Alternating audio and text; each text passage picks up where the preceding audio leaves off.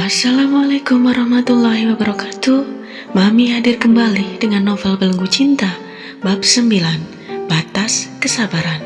Jangan lupa subscribe, like, komen, dan tekan lonceng untuk mengaktifkan notifikasi bab berikutnya.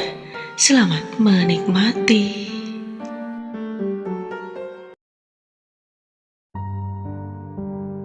Bu, ibu, sini.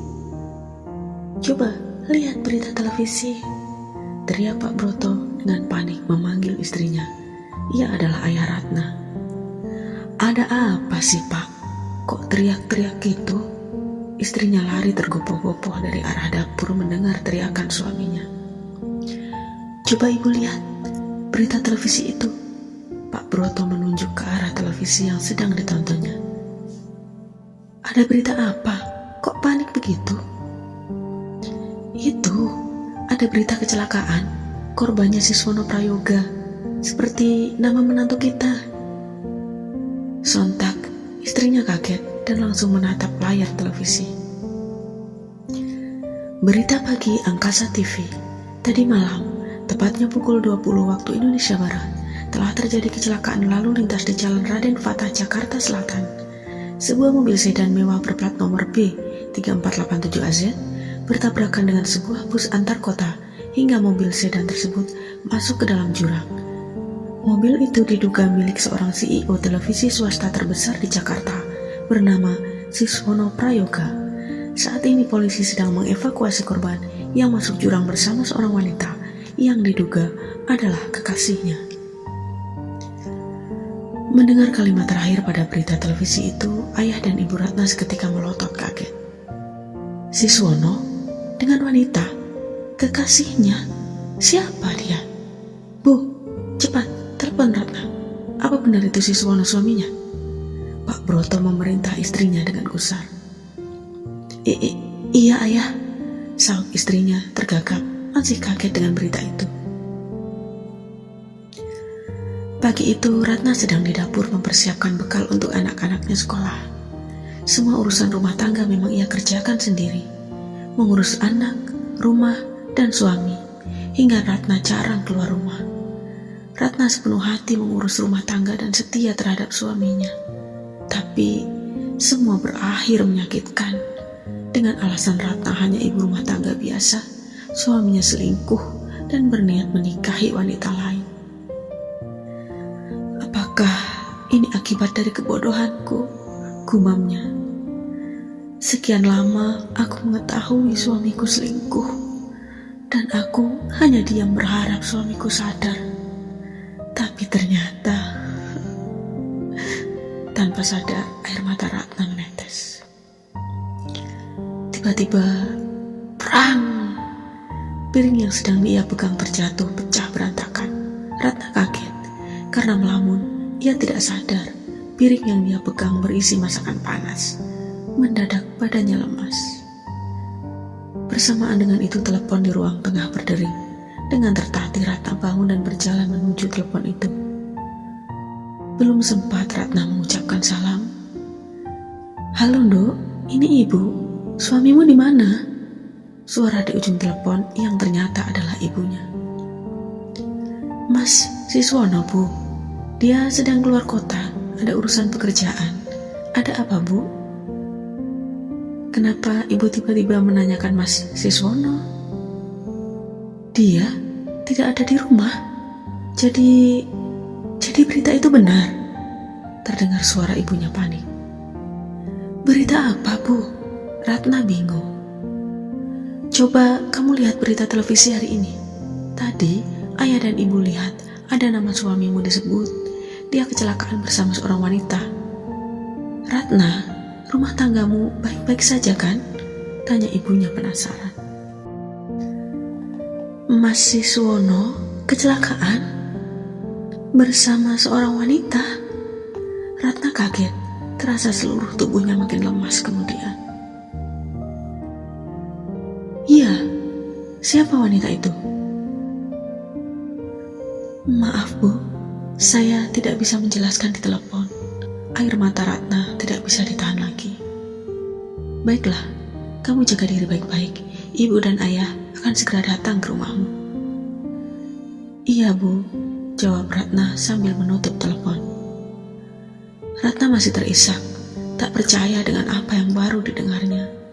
Dengan mengumpulkan keberanian dia menghidupkan televisi, mencari berita tentang suaminya. Seperti apa yang dikatakan ibunya tadi, Ratna masih berharap berita itu tidak benar. Meski dia merasa sakit hati terhadap suaminya, tapi dia tidak pernah ingin suaminya celaka. Pemirsa, sebuah kecelakaan, tabrakan maut antara sebuah mobil sedan mewah dan bus antar kota terjadi malam tadi. Korbannya adalah seorang CEO, sebuah televisi swasta terbesar di Jakarta. Bersamanya ada seorang wanita bernama Lilis yang menurut beberapa informasi adalah sekretaris dan sekaligus kekasih gelapnya. Ratna terbelalak. Iya, lelaki yang bersama Lilis itu suaminya. Berita yang dia dengar di infotainment itu sungguh mengguncang hatinya. Perselingkuhan suaminya akhirnya terungkap ke publik. Ratna kemudian mematikan televisi dan bersandar lemas di sofa.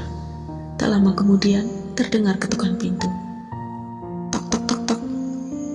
Ratna membuka pintu. 2 orang polisi sudah ada di depan pintu. Selamat pagi Bu, kami dari kepolisian mengabarkan bahwa suami Ibu, Bapak Siswono, mengalami kecelakaan. Saat ini dirawat di Rumah Sakit Dharma Medika dalam keadaan kritis karena banyak pendarahan. Terima kasih Pak, saya akan segera ke sana. Bersamaan dengan itu, datang beberapa orang wartawan. Mereka memberondong Ratna dengan berbagai pertanyaan.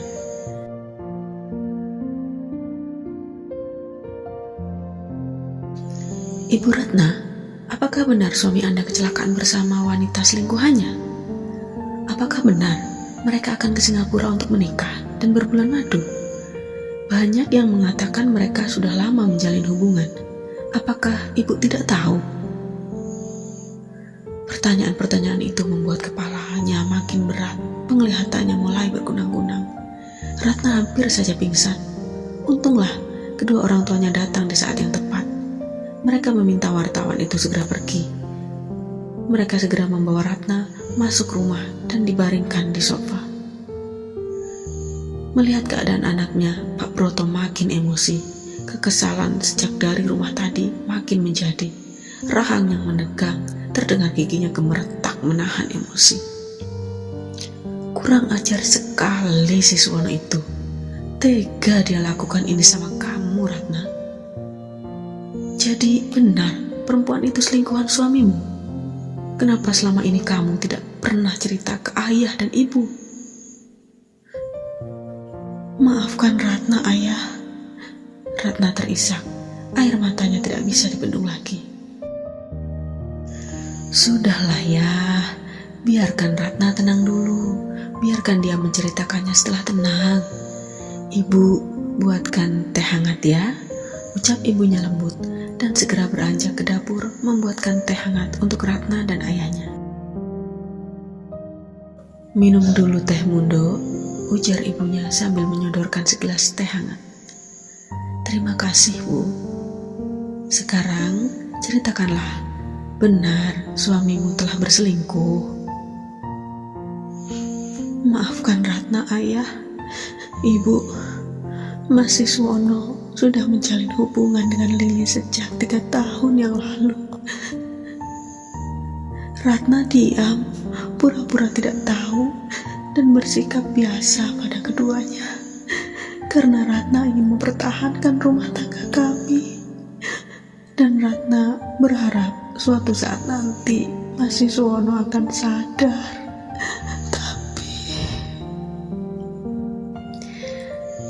Tapi kenapa? Setelah ayahnya tak sabar. Tapi Mas Siswono malah akan menceraikan Ratna. Mereka pergi ke Singapura untuk menikah dan berbulan madu. Ratna kembali terisak. Kali ini tangisnya makin dalam. Mas Siswono lebih memilih Lilis karena dia wanita karir. Sedangkan hanya ibu rumah tangga biasa. Ia menumpahkan segala kesedihannya kepada kedua orang tuanya. Melihat tangis dan kepedihan anaknya, Pak Broto makin berang. Ratna, meskipun kamu bukan wanita karir, kamu juga bukan wanita sembarangan. Kamu lulusan luar negeri, kamu berpendidikan tinggi. Benar kata ayah Mundo, kamu lebih baik dari Lilis. Sekarang bangkit dan semangat, kamu juga bisa menjadi wanita karir. Bukankah dari dulu ayahmu ingin menyerahkan perusahaan padamu? Kamu satu-satunya anak kami, ujar ibunya pula. Ratna, harus bagaimana ayah, ibu? Kamu tenang saja, nanti semua ayah yang urus. Biar ayah kasih pelajaran si Suwono itu, ujar Pak Broto geram. Ayah mau lakukan apa? Ibu tak mau ayah bertindak kasar. Tenang saja bu, ayah mau kembalikan dia jadi gembel. Maksud ayah, Ratna bingung dengan ucapan ayahnya. Kamu siap-siap saja menjadi CEO, menggantikan si Suwono. Terima kasih sudah menyimak. Nantikan kisah selanjutnya hanya di Mami YouTube channel. Wassalamualaikum warahmatullahi wabarakatuh.